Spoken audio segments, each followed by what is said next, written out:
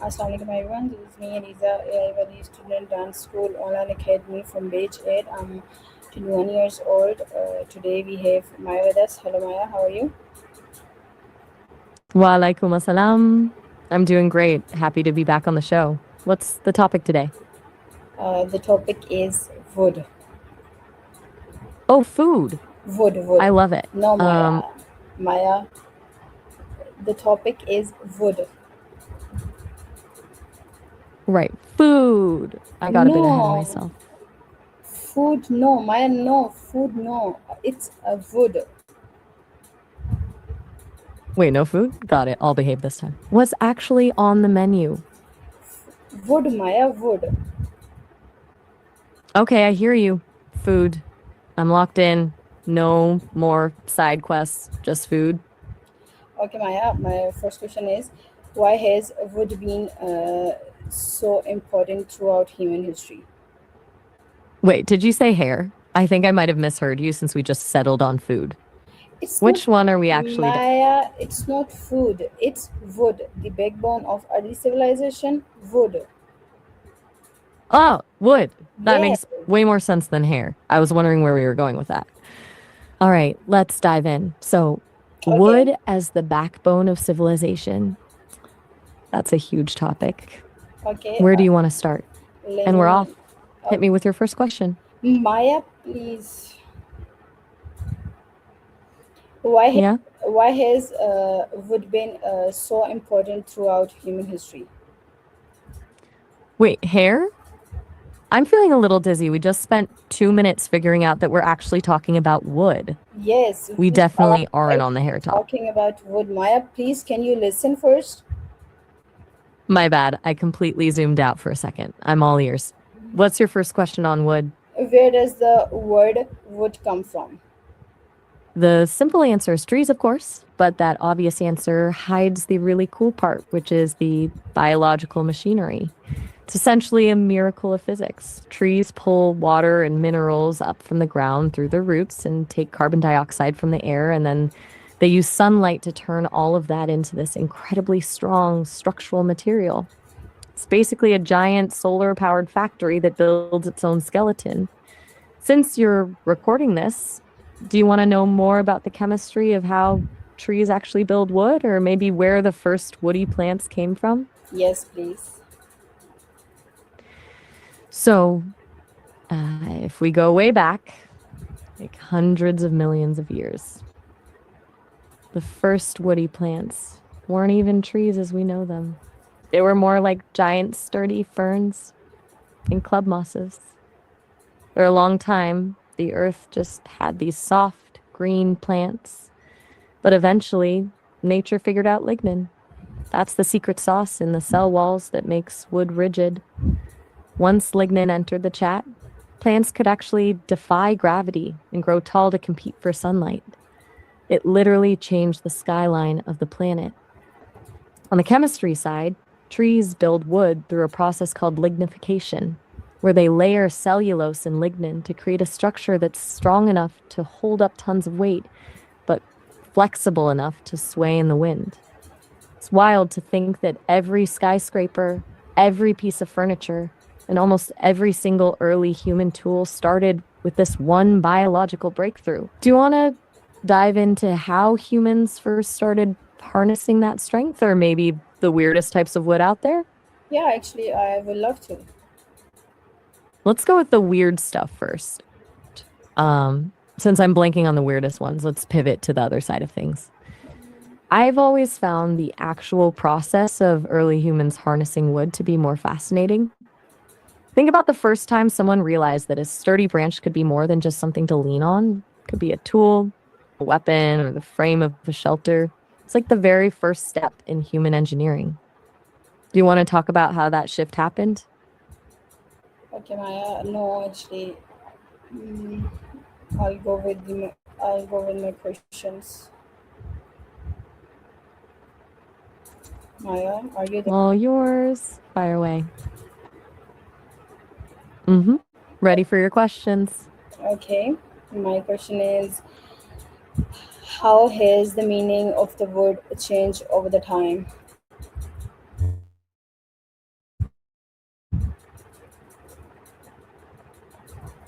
Wood, huh?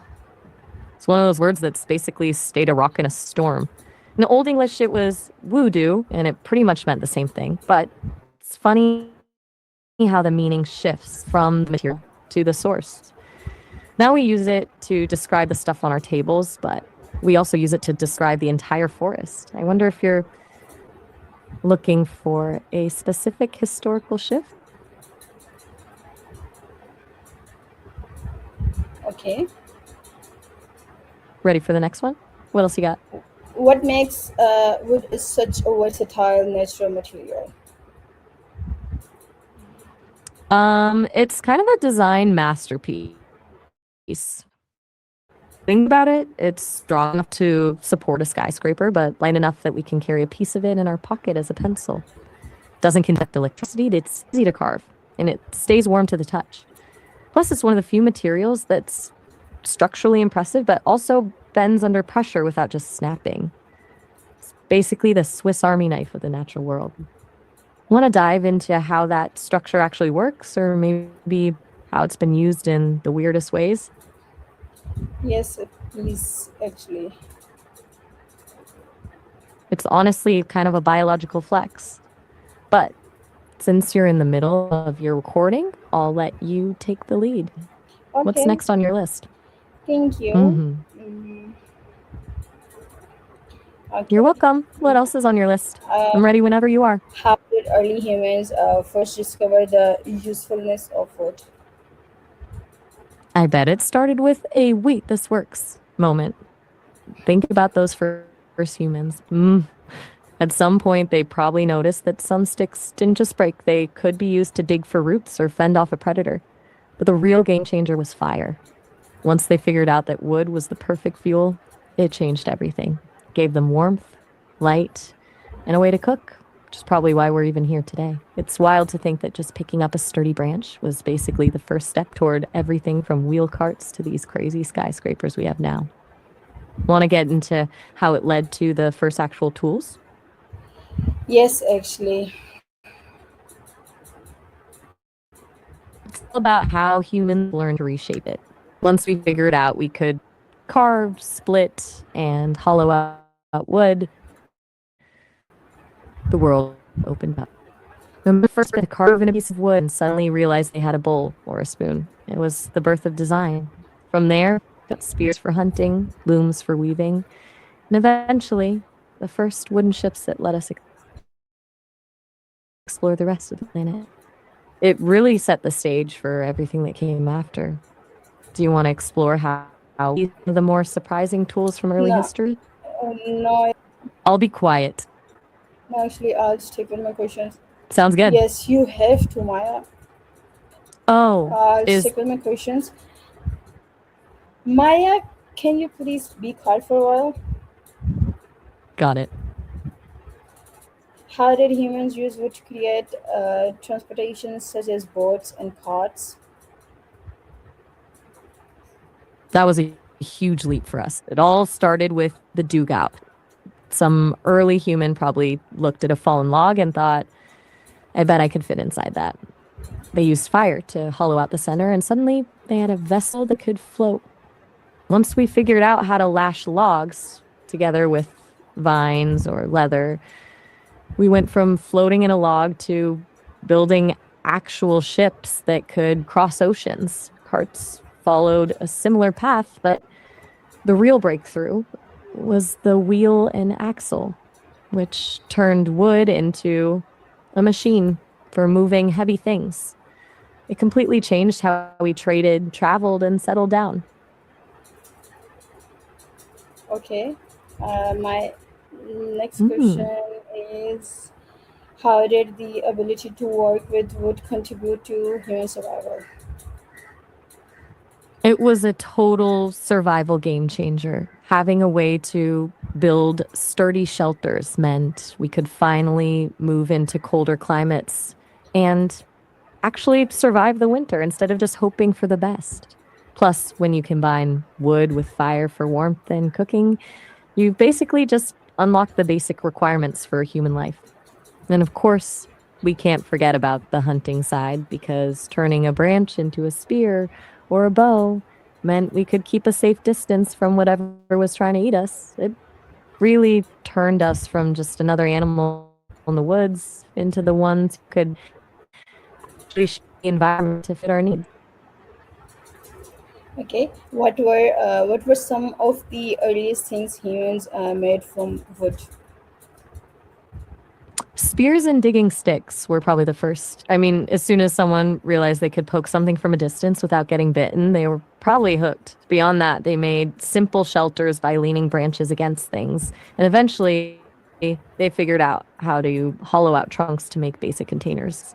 It's crazy to think that a few pieces of carved wood are what got us started. Okay, next question. Mm-hmm. What I'm role? locked in. What's next? How can modern societies use wood while protecting forest? That's the $1 million question. The trick is shifting from just cutting trees down to managing them like a long term investment. Things like sustainable forestry, where you only harvest what the land can naturally replace, keep the cycle going. Then you've got engineered wood, like CLT, which basically lets us build skyscrapers out of layers of wood. So we get the structural benefits without needing a massive single ancient tree for every beam. It's all about being smart with the materials we already have so the forests can keep doing their thing.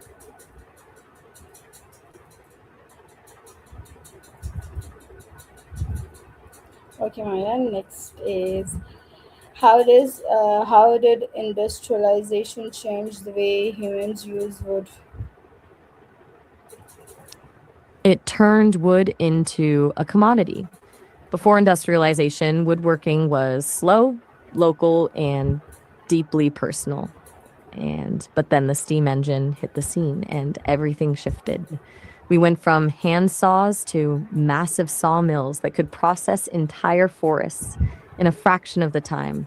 Wood became the fuel that literally powered the first factories and locomotives, turning the landscape into a giant resource for the machine age. It made wood incredibly cheap and available everywhere, but it also meant we started treating forests like warehouses instead of living ecosystems. Okay, next question. Hmm? What role does wood still play in modern construction and design? It's still just as essential as it was thousands of years ago, but now it's more of a deliberate choice. In modern design, we're seeing a huge shift toward using wood for biophilic design because humans have this instinctive need to feel connected to nature, and bringing wood into a concrete city helps bridge that gap. Beyond the aesthetic, things like cross laminated timber are actually letting us build high rise buildings that are more sustainable than steel or concrete. It's like the oldest building material on Earth is suddenly becoming the most futuristic one. Okay, Maya. Next question. Yeah? Hmm? Ready and waiting? Okay, my next question is. mm,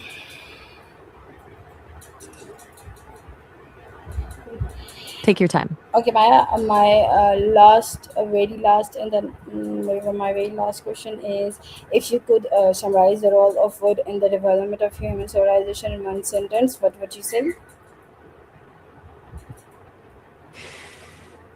Wood was the structural spark that took us from the wilderness to the city, turning the raw force of nature into the tools, ships, and shelters that literally built the human world. Okay, Maya, thank you so much for your time. See you on the interview. Bye. You're so welcome.